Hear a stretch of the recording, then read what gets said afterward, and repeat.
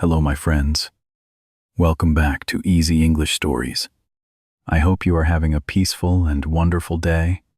Today, I want to tell you the story of a man who made the whole world laugh. His name was Charlie Chaplin.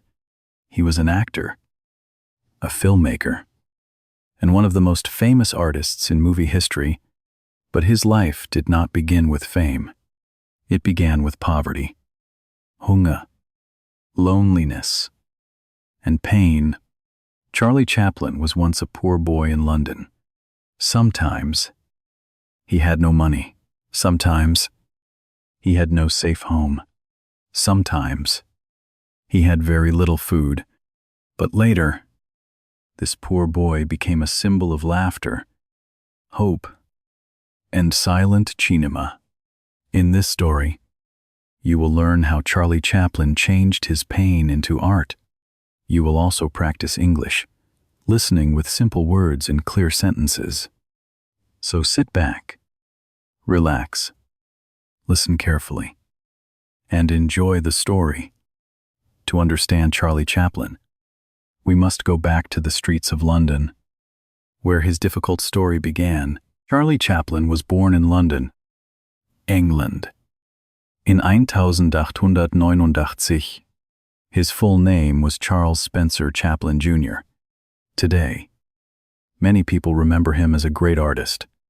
But when Charlie was a child, his life was very hard. He did not grow up in a rich family. He did not have an easy childhood. His father was not often with the family. His mother, Hannah, tried to take care of Charlie and his brother Sidney.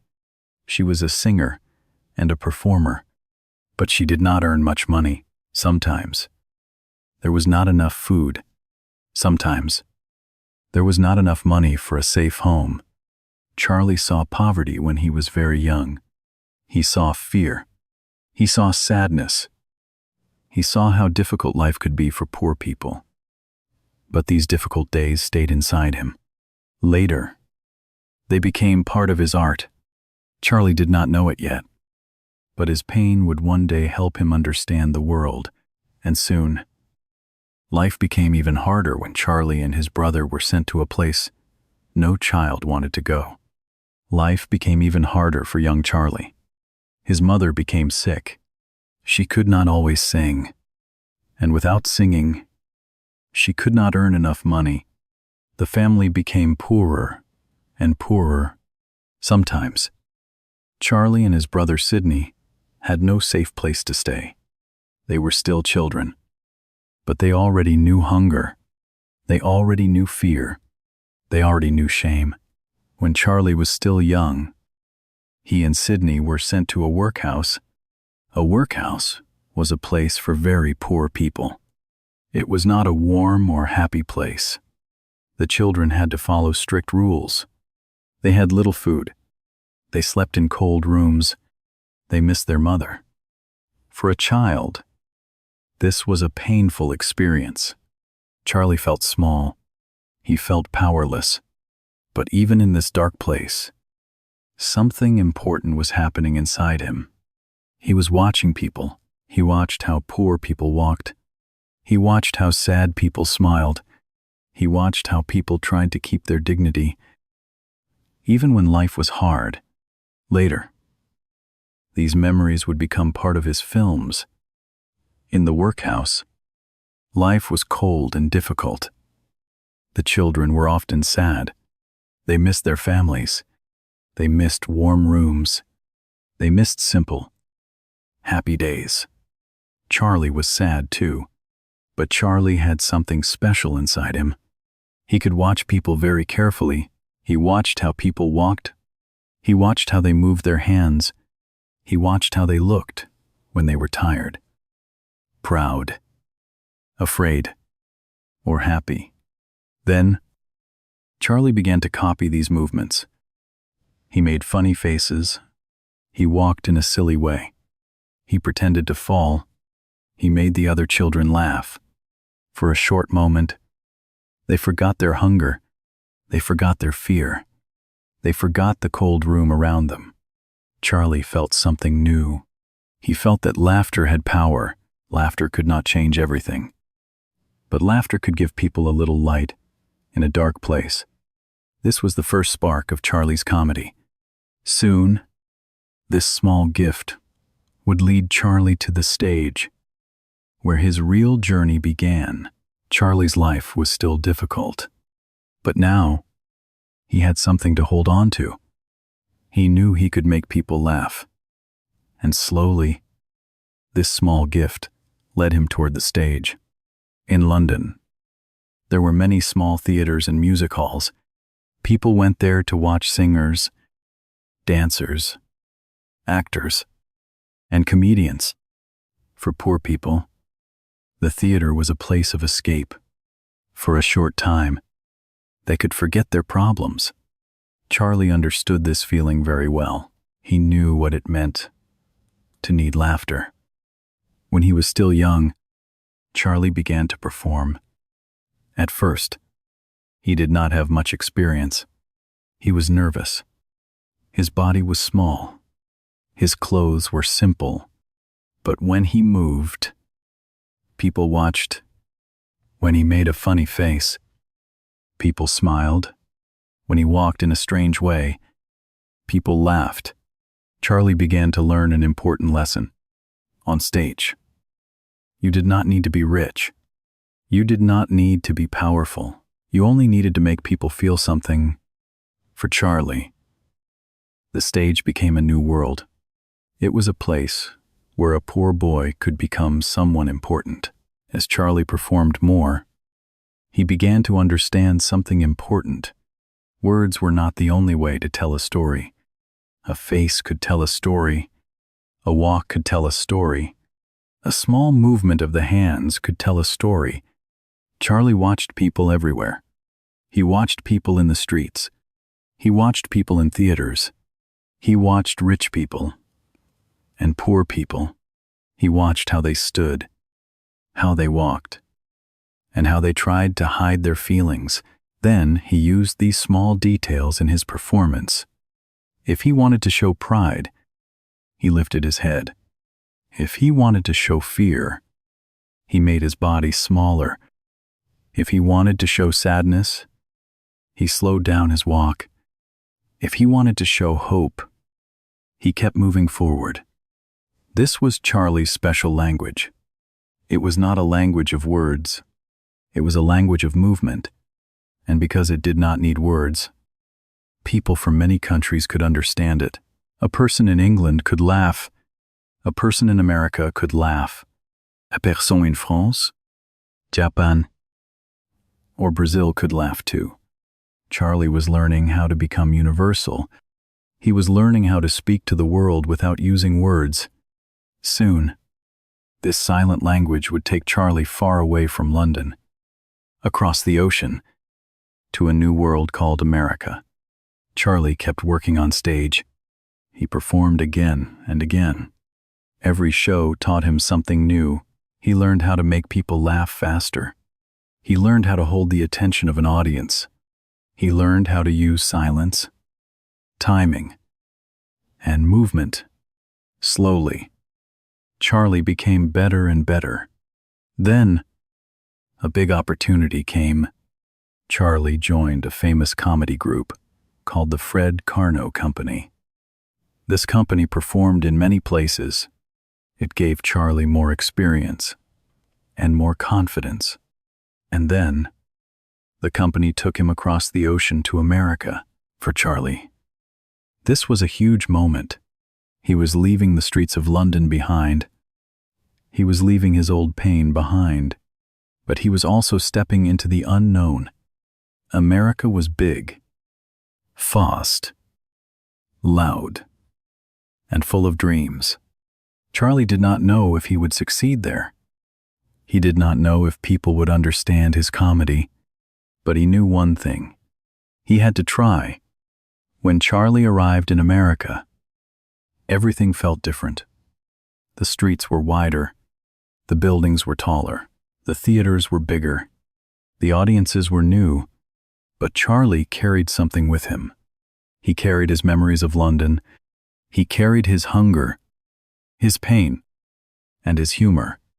And soon, America would see something special in him.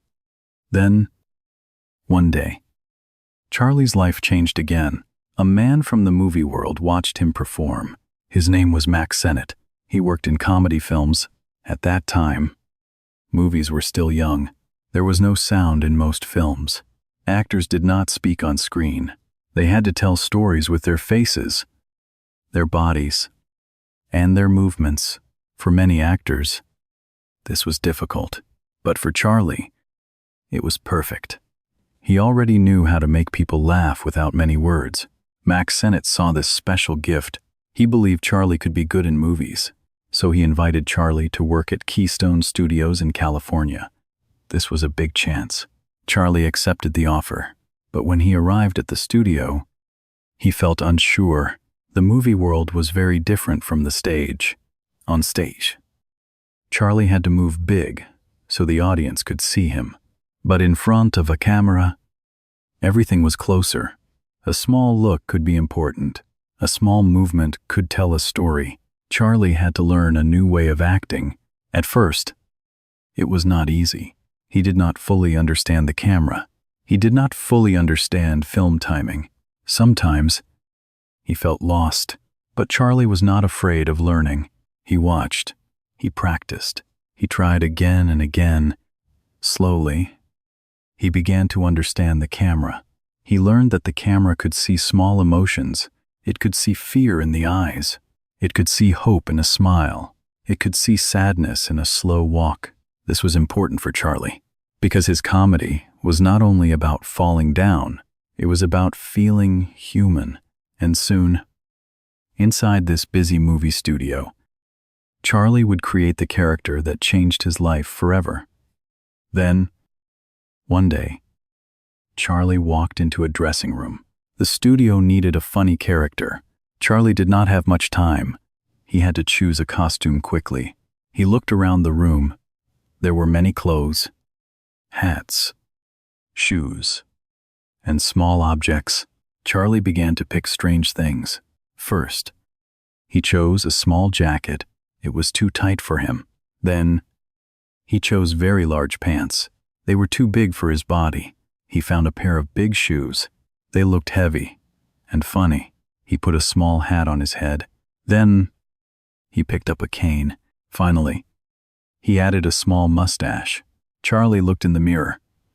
At first, the costume looked strange, but then, something magical happened. A new person seemed to appear. This person looked poor, but proud. He looked weak, but brave. He looked funny, but also sad. He had no money, but he had dignity. He was small, but he did not give up. Charlie walked out of the dressing room. People looked at him, then they began to laugh. The character was simple, but powerful.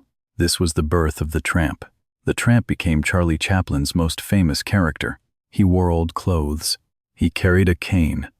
He walked in a special way. He often had no money. He often had no home, but he always tried to act like a gentleman. This made people love him. The Tramp was funny because he made mistakes, but he was beautiful because he had a good heart. He could fall down. He could lose everything, but he always stood up again. People around the world understood him. They saw their own struggles in him. They saw poverty. They saw hope. They saw a small person fighting against a big world. And that is why the Tramp became more than a funny character. He became a symbol of every person who keeps walking. Even when life is hard, the Tramp made people laugh. But Charlie Chaplin wanted to do something deeper. He did not want his films to be only funny. He wanted them to touch people's hearts. Charlie knew that life was not only laughter, life was also hunger, loneliness, love, loss, and hope. He understood poor people because he had been poor. He understood lonely people because he had felt alone. He understood children without safety because he had been one of them. So Charlie began to put more emotion into his films. His comedy became warmer. His stories became deeper. His characters became more human. In 1921, Charlie made a film called The Kid.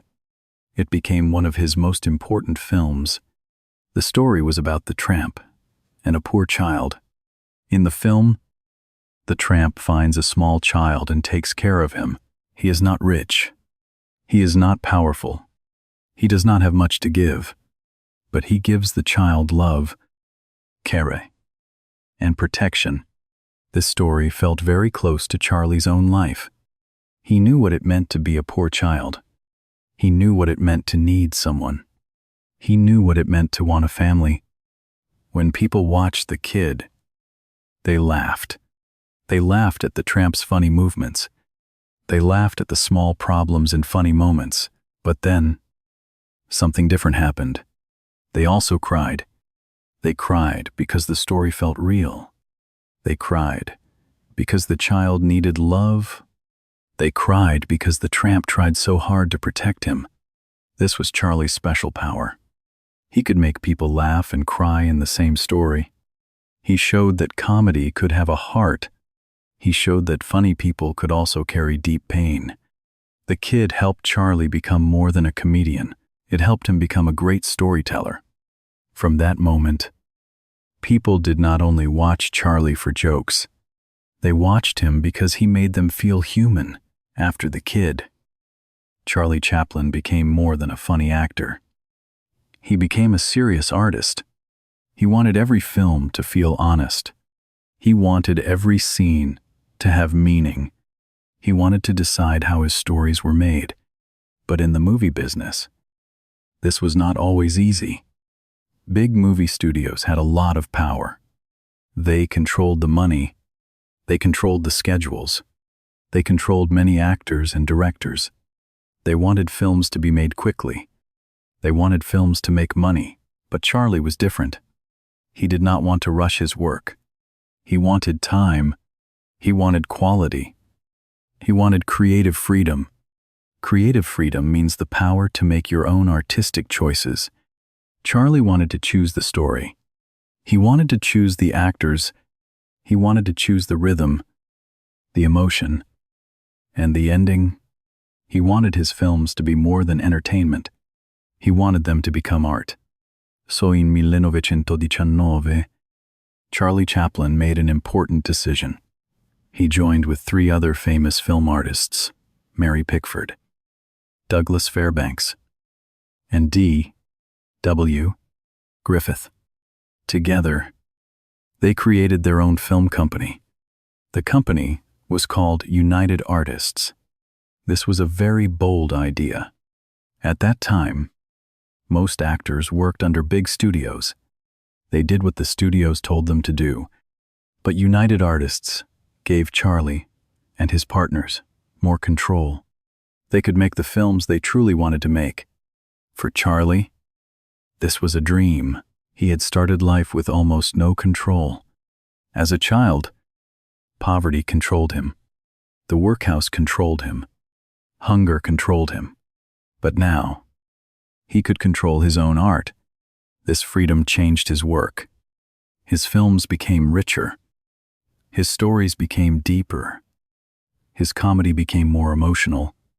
Charlie was no longer only performing for the camera.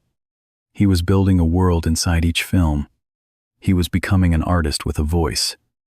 Even in silent cinema, but freedom also brought pressure. If Charlie controlled everything, then he was responsible for everything. Every story, every scene, every mistake, and every success belonged to him. This was not easy, but Charlie accepted the challenge. He wanted to make films that people would remember for a long time. And soon, with this creative freedom, he would make some of the greatest films of his life. With creative freedom, Charlie Chaplin could make the films he truly wanted to make. He did not need to rush. He did not need to follow every order from a big studio. He could take his time. He could build each scene carefully. He could mix comedy, pain, beauty, and hope. In 1925 Charlie made a famous film called The Gold Rush. In this film, the tramp goes to Alaska, looking for gold. But the journey is not easy. There is snow. There is hunger. There is loneliness. There is danger. The tramp is small, poor, and almost powerless. But he keeps trying. One famous scene shows the tramp so hungry that he cooks and eats his own shoe. The scene is funny, but it is also sad. People laugh because the moment is strange and clever, but they also feel pain because they understand hunger. This was Charlie's genius. He could turn suffering into comedy, and he could turn comedy into something deeply human. Years later, in 1931, Charlie made another great film, City Lights. By this time, many movies had sound. Actors could speak on screen, but Charlie still believed in silent cinema. He believed that a face could speak. He believed that a body could tell the truth. He believed that silence could be more powerful than words. City Lights became one of his most beautiful films. It was funny, gentle, romantic, and emotional. It showed that Charlie did not need many words to touch people's hearts. His silence was not empty. His silence was full of feeling. And this is why Charlie Chaplin became a silent genius. He made people laugh without speaking. He made people cry without explaining. He made people feel understood, even across different countries, different languages, and different lives. As Charlie Chaplin became more famous, the world around him began to change. The world was no longer only watching comedy, it was also facing fear, war, and dangerous ideas. In Europe, a dictator named Adolf Hitler became very powerful. Many people were afraid of him. Many people did not want to speak against him. But Charlie Chaplin was different. He believed that art could say something important. He believed that comedy could fight cruelty. He believed that laughter could show the truth. So, in 1940, Charlie made a film called The Great Dictator. This film was very different from his earlier films. It was funny, but it was also serious. It was comedy. But it was also a warning. In the film, Charlie played two characters. One character was a poor barber. He was kind, simple, and human. The other character was a cruel dictator. He was proud, loud, and dangerous. Charlie used comedy to make the dictator look foolish. He showed that powerful people could also be ridiculous. But at the end of the film, Charlie did something unexpected. He gave a serious speech. He spoke about kindness. He spoke about freedom. He spoke about humanity. For many people, this moment was powerful. They saw that Charlie was not only a comedian, he was an artist with a message. But this message also created problems for him. Some people did not like his political ideas. Some people said he was dangerous. Some people said he was not loyal to America. The newspapers began to attack him. The government began to watch him. Charlie felt hurt and angry. He had lived in America for many years. He had made his greatest films there. He had given laughter to millions of people. But now, many people turned against him. In 1952, Charlie left America to travel to Europe. While he was away, the American government stopped him from returning easily. Charlie felt rejected. He decided not to go back. He moved to Switzerland with his family. There, he lived far away from Hollywood. He still made films. He still had his memories, but something had changed. The country that had made him famous no longer felt like home. Charlie Chaplin had made the world laugh, but now he had to live with loneliness, distance, and exile. Charlie Chaplin's story did not end in exile. For many years, he lived in Switzerland with his family. He was far away from Hollywood. He was far away from the studios, the cameras, and the bright lights. But people still remembered him. They remembered the tramp. They remembered the small hat the big shoes, the cane, and the funny walk. They remembered the laughter. They remembered the tears.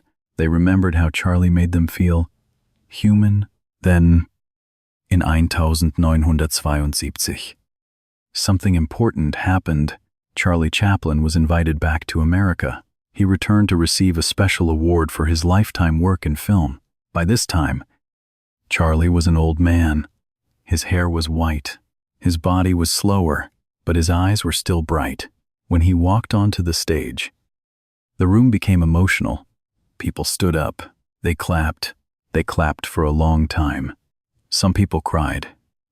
For many people, this was more than an award. It was a moment of forgiveness. It was a moment of memory. It was a moment of love.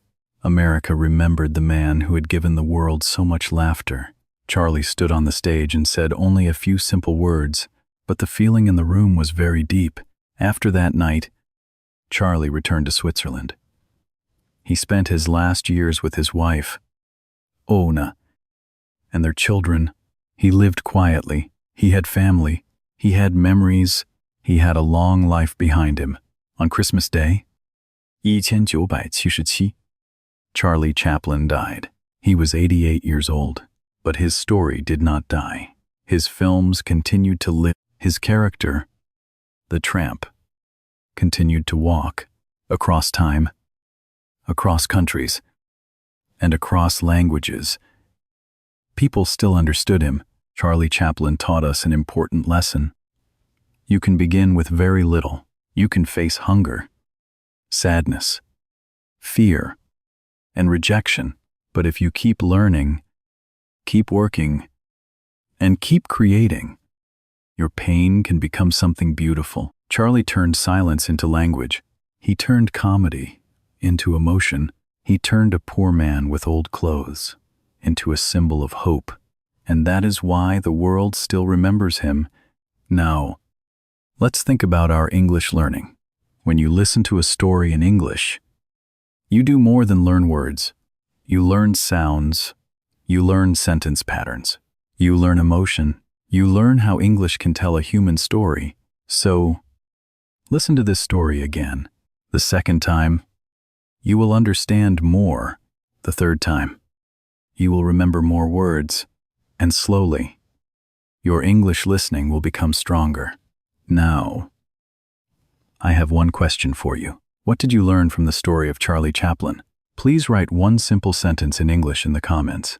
For example, you can write, I learned that pain can become art. If you enjoyed this story, please like this video and subscribe to Easy English Stories for more simple English stories. Thank you for listening. Keep practicing, keep listening, and I will see you in the next story.